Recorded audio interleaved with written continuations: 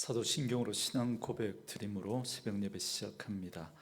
전능하사 천지를 만드신 하나님 아버지를 내가 믿사오며 그 외아들 우리 주 예수 그리스도를 믿사오니 이는 성령으로 잉태하사 동정녀 마리아에게 나시고 본디오 빌라도에게 고난을 받으사 십자가에 못 박혀 죽으시고 장사한 지 사흘 만에 죽은 자 가운데서 다시 살아나시며 하늘에 오르사 전능하신 하나님 우편에 앉아 계시다가 저리로서 산자와 죽은 자를 심판하러 오시리라.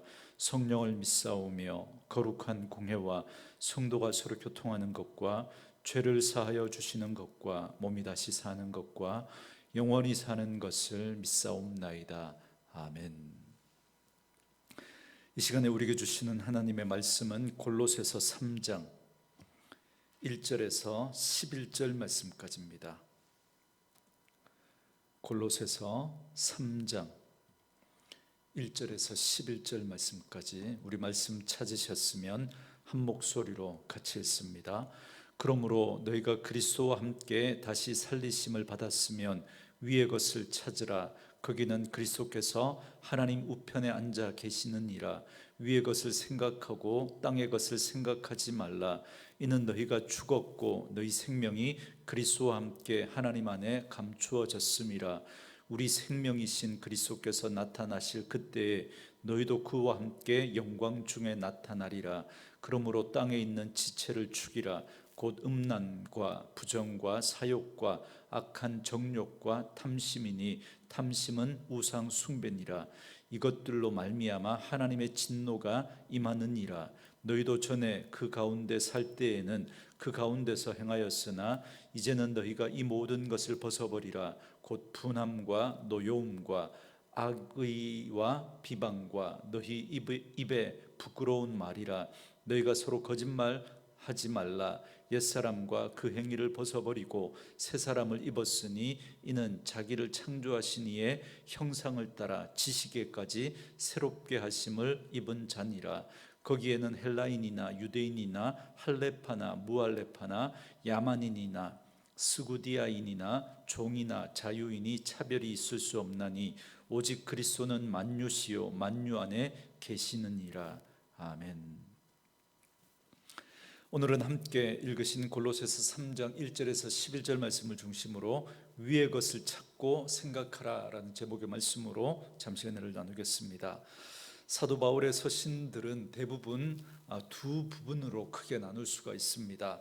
전반부는 교리적인 부분, 그러니까 하나님의 이야기, 복음에 대한 이야기가 나오고요. 그리고 후반부는 실천적인 부분, 그러니까 우리들의 이야기가 나옵니다. 그래서 항상 이 두 부분을 잇는 접속사가 그러므로라고 하는 단어가 나오는 걸 볼 수 있습니다. 우리가 지금 보고 있는 이 골로새서도 마찬가지입니다. 그래서 사도 바울은 골로새서 1장과 2장에서 그리스도의 탁월함에 대해서 말씀했습니다. 그러니까 예수님의 완전한 신성과 그분의 완전한 십자가의 구속에 대한 말씀을 하셨죠. 이건 하나님께서 그리스도를 통해서 하신 일이죠. 복음이고 구원의 이야기입니다.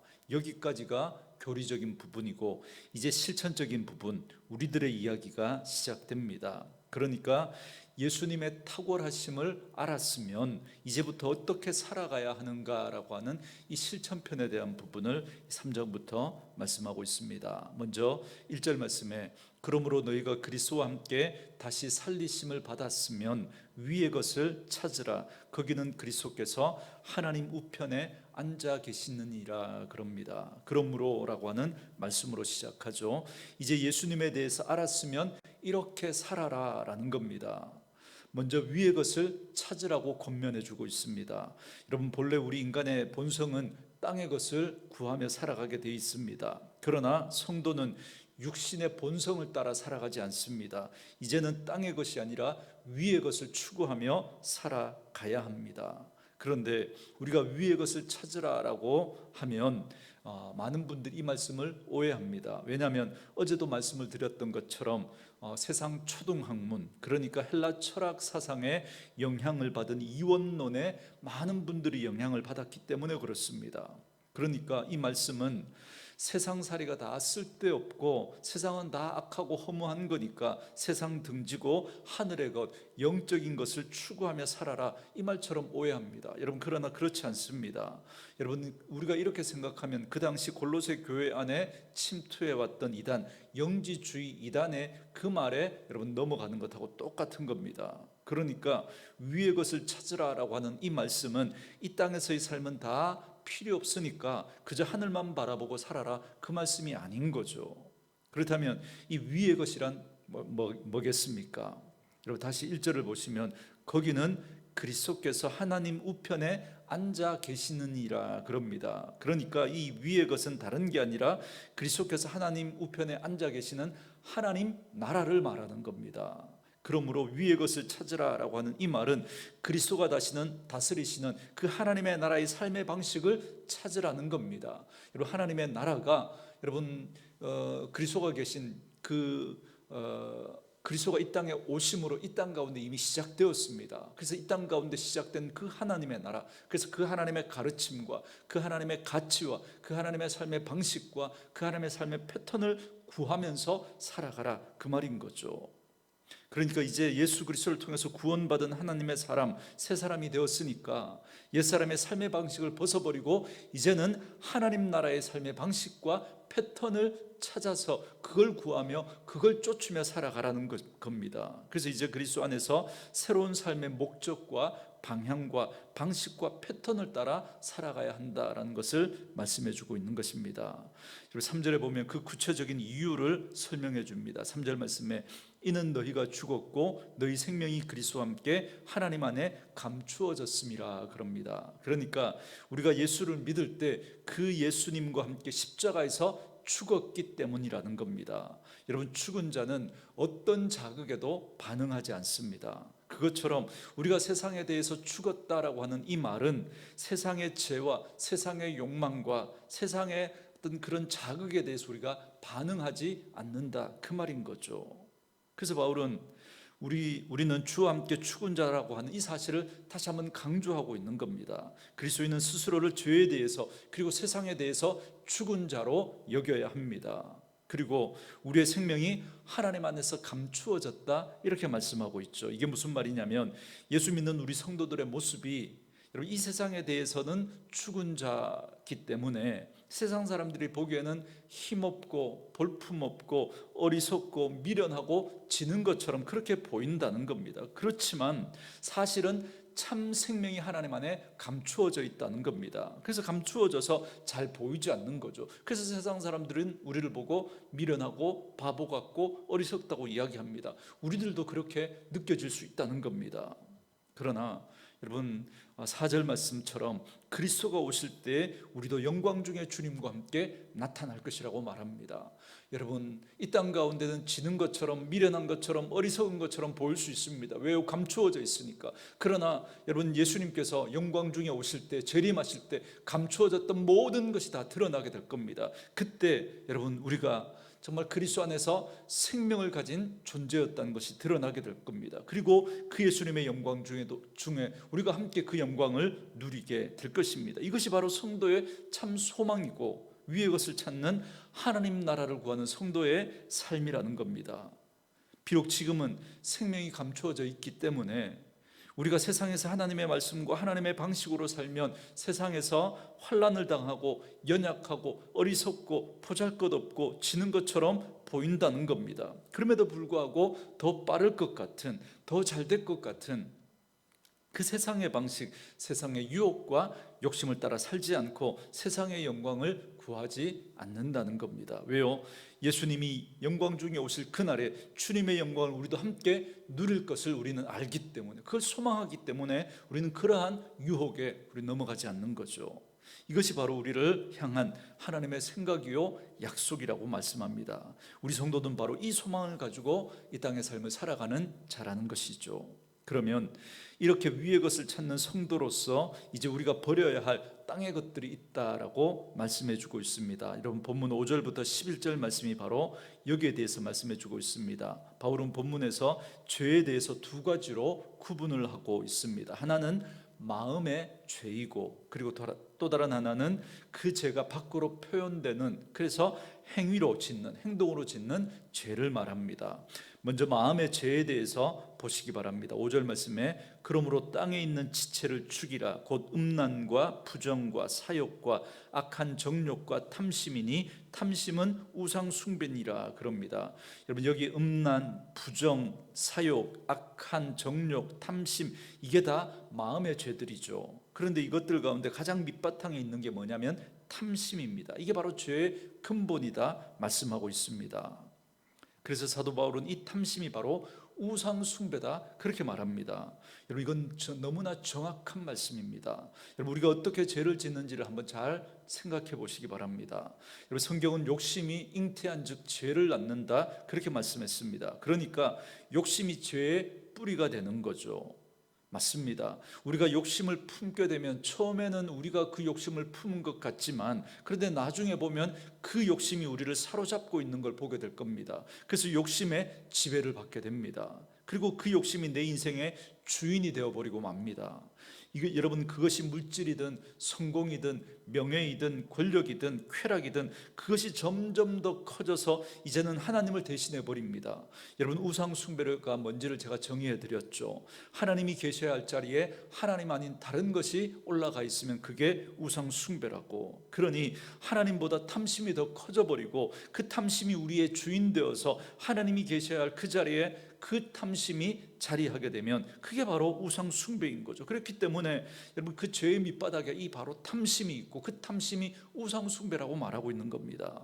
그렇게 되면 결국 6절 말씀처럼 하나님의 진노를 피할 수 없게 됩니다. 그리고 7절 말씀처럼 우리는 이전에 그렇게 예수 믿지 않을 때 이런 탐심의 노예로 우리가 살았던 존재라는 겁니다. 그러나 이제는 이런 악한 정욕과 탐심에 매여서 살 수 없다는 거예요. 왜요? 우리는 예수님과 함께 십자가에서 죽었으니까.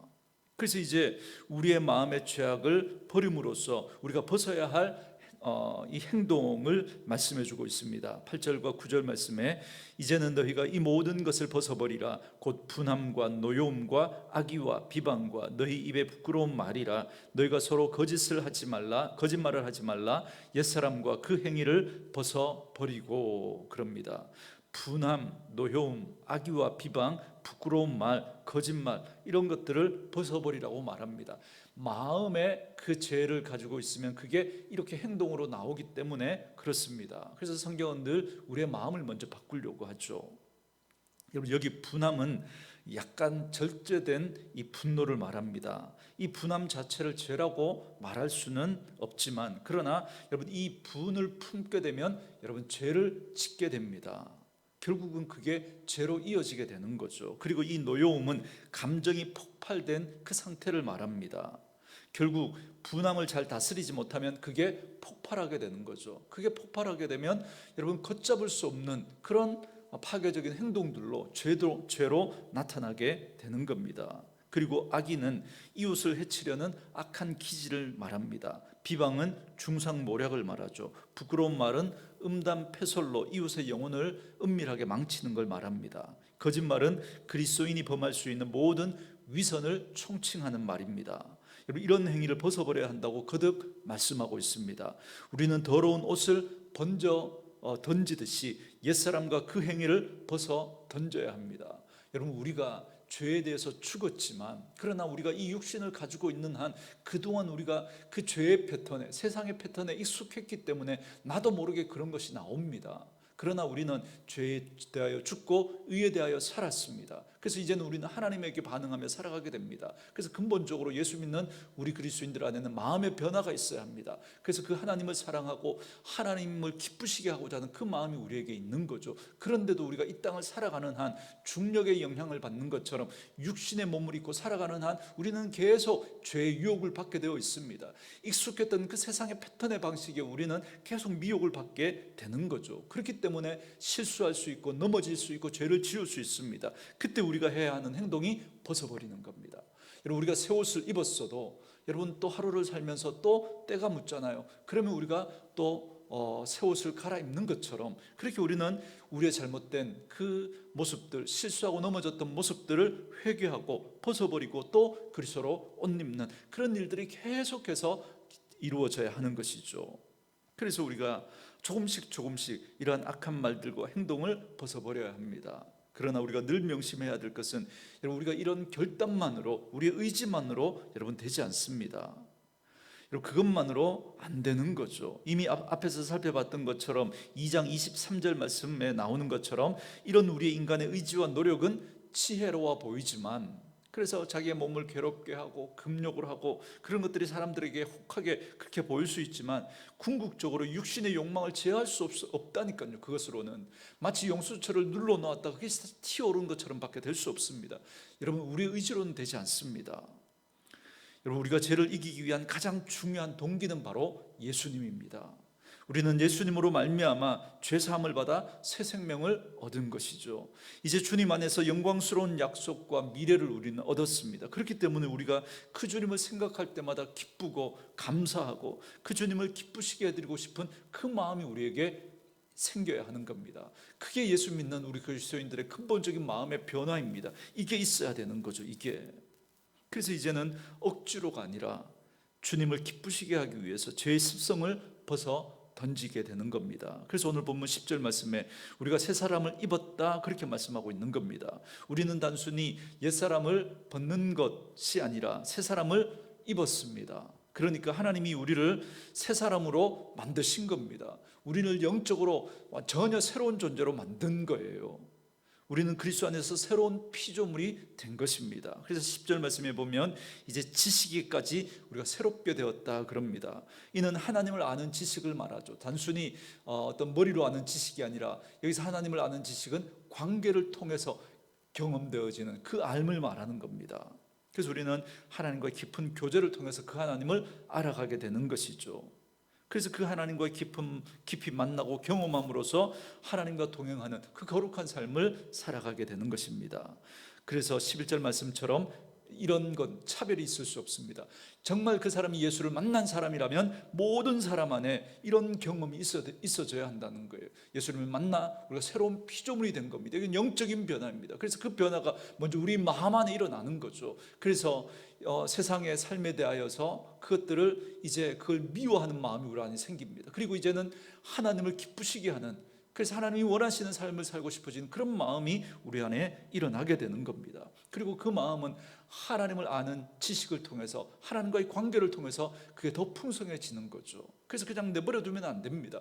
날마다 하나님을 알아가는, 그 하나님의 말씀을 채우고 하나님과의 만남을 통해서 그 하나님을 더 사랑하게 되어질 때 우리는 이 마음의 변화들이 적극적으로 우리의 삶의 변화들로 이어집니다. 그래서 우리 안에 있는 죄의 그 악한 것들을 끊어버리고 벗어버리게 되는 거죠. 그러므로 우리 모두는 새 사람을 입은 자라고 하는 이 사실을 명심해야 합니다. 그런데 우리는 살면서 죄는 실감나게 느끼는 반면에 우리가 새 사람이 되었다는 건 별로 실감하지 못하고 살아갑니다. 하지만 성경은 이것에 대해서 죽어버린 것으로 여기라고 그렇게 말씀합니다. 과거의 사건으로 취급하라고 말씀합니다. 그리고 새 사람만이 현재의 사람이니 이것만 인정하라고 그렇게 말하고 있습니다. 실제로 우리는 이 땅을 살아가면서 죽은 옛 모습과 씨름하면서 살고 있지만 결국 그것으로는 여러분 안 되는 겁니다. 그래서 여러분 믿음은 싸움의 대상을 잘 정해야 한다고 그랬죠. 여러분 자꾸 우리 육신하고 여러분 그렇게 싸우려고 하지 마십시오. 마귀하고 싸우려고 하지 마십시오. 여러분 성령님과 씨름하셔야 합니다. 말씀과 씨름하셔야 됩니다. 그래서 내 안에 말씀을 채우고 성령님을 채우면 여러분 성령님께서 우리를 그렇게 만들어 가실 거예요. 우리의 의지적인 결단으로 안 된다니까요. 잔디를 밟지 마세요. 그러면 밟으면 안 되는데 자꾸 밟고 싶어지는 거예요. 그런데 여러분 우리가 하나님의 말씀을 채우고 하나님의 성령으로 채우면 여러분, 우리 안에 자꾸 하나님을 기쁘시게 해드리고 싶은 그런 마음들이 자꾸 생기면서 죄가 싫어지게 되는 거예요. 이건 자연스러운 변화로 이어지게 되는 겁니다. 그래서 한 줄기 빛만 들어도 어둠은 물러가는 것처럼 우리가 하는 말씀을 붙들고 예수님을 붙들고 성령님을 붙들고 씨름하면 자연스럽게 우리 안에 있는 죄의 모습들이 변화되어지는 거예요. 여러분, 이건 마치 한국 사람이 그저 한국인으로 태어나면 처음부터 김치를 잘 먹고 된장을 잘 먹는 것 아니죠. 아이들 김치 된장 싫어하잖아요. 한국 사람으로 태어났기 때문에 이제 자라면 이 김치 된장 고추장 없으면 못 사니까 여행 갈 때 그걸 막 싸들고 가고 그러잖아요. 여러분, 우리가 예수 안에서 거듭나고 변화되었기 때문에 그 변화에 집중하면 나중에 여러분 하나님이 원하시는 삶은 자연스럽게 드러나게 되는 겁니다. 그래서 그 부분에 집중하라고 말씀하고 있는 것이죠. 그러므로 우리는 이 성경 말씀을 굳게 붙들고 새로운 신분과 존재가 되었다라는 이 사실을 날마다 여러분 집중하고 그 사실에 감사하고 그 고백을 하며 되새겨야 합니다.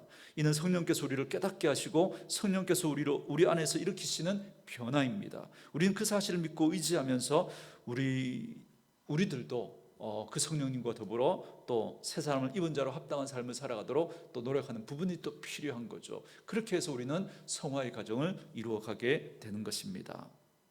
그러므로 이제 더욱 위의 것을 찾는 삶을 살아가는 저와 여러분 될 수 있기를 바랍니다. 하나님 우편에 계신 그리스도를 바라보며 우리를 새롭게 하시고 우리에게 구원과 영생의 소망을 주신 그 주님 안에서 이제 더욱더 거룩한 믿음의 삶을 살아가는 그런 저와 여러분 되어질 수 있기를 주의 이름으로 축원합니다. 오늘 주신 말씀 묵상하면서 이 찬양 함께 들으시고 기도하는 시간 갖겠습니다.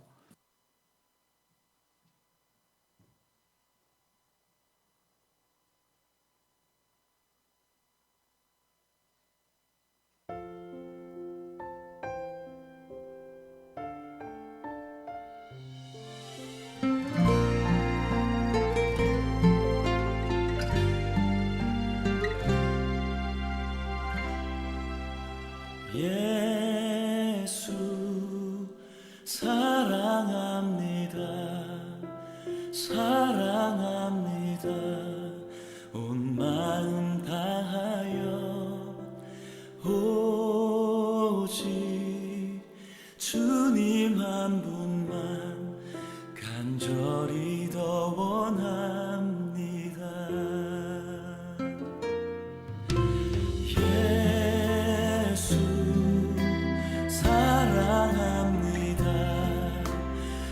사랑합니다. 온 마음 다하여 오직 주님 한 분만 간절히 더 원합니다.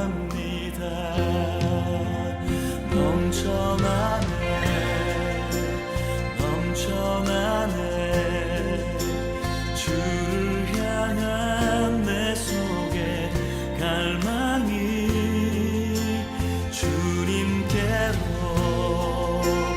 날 이끌어 주소서. 주님을 더 원합니다.